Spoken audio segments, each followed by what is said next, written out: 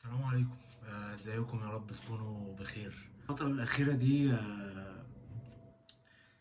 كان في سؤال قاعد بدور له على إجابة بقالي كذا يوم، لحد ما شفت فيديو كده لقيته بيجاوب على السؤال ده. مقتنعت جدا بالإجابة فحبيت أشاركها معاكم.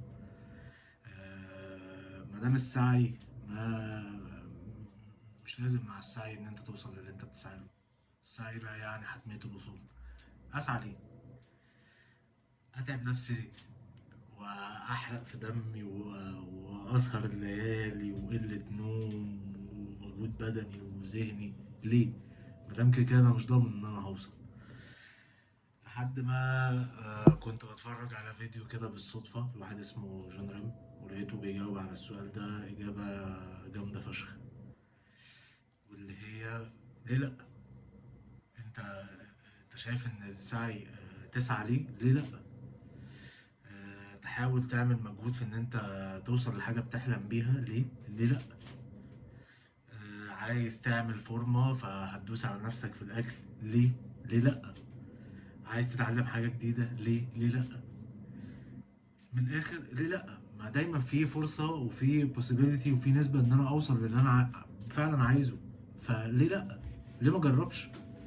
يعني إن أنا ما أجربش أساسا دي بيضمن لي عدم الوصول، بس إن أنت بدأت تسعى ده معناه إن أنت في نسبة وصول حتى لو 1%، يعني بس ستيل في نسبة.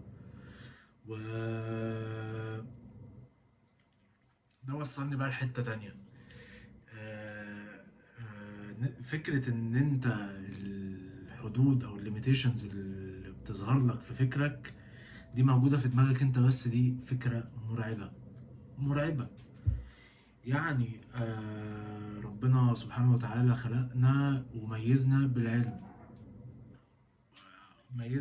ميزنا كبني ادمين بمقدرتك على التعلم ومقدرتك على العلم والمعرفة ومخك.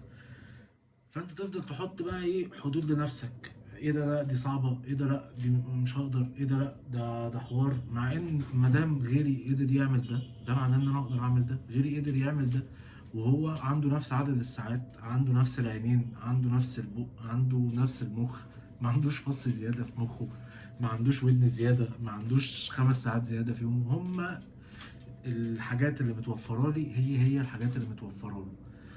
هو يعني عرف يستخدمها ويوظفها صح، انا لسه ما عرفتش اوظفها واستخدمها صح. بس هل ده معناه ان انا مش هقدر؟ لا طبعا هقدر، واقدر اوصل كمان لاكتر من اللي هو وصل له. وما دام يعني ربنا وهب لي وانعم عليا بان هو خلاني افكر في الموضوع ده واداني بس الفكره، ده معناه ان انت تقدر تعملها. ربنا يعني لا يكلف الله نفسا الا وسعها. ما دام انت بدات تحلم بحاجه ده معناه ان انت تقدر تعملها. طبعا احنا كبني ادمين لا نملك من الامر شيء، يعني مفيش حاجه بايدك، الامر كله من عند ربنا.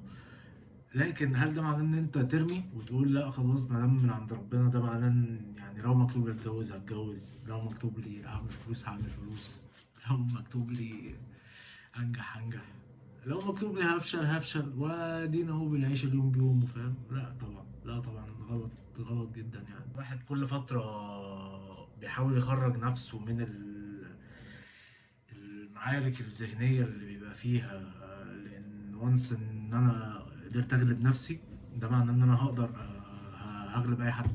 يعني وانس إن أنا قدرت أعدي نفسي وأسيطر عليها وأوظفها صح، ده معناه فعلا إن أنا هقدر أوصل لأي حاجة في حياتي. نفسي أتعلم لغة هقدر أتعلم 10، نفسي أعمل بيزنس هقدر أفتح 10، نفسي أعمل فلوس هقدر أعمل 10 أضعاف اللي أنا هقدر أعمله. طبعا باذن الله كله يعني، وان شاء الله ان شاء الله كل اللي جاي خير ليا وليكوا. الواحد بس دوره ان هو يفضل يظهر ويفضل يكمل ويفضل يحاول وما يخليش اليأس والاحباط والدبريشن الاكتئاب يسيطر عليه. وربنا كريم، ربنا كريم، وربنا قادر على كل شيء يعني. والسلام عليكم ورحمة الله وبركاته.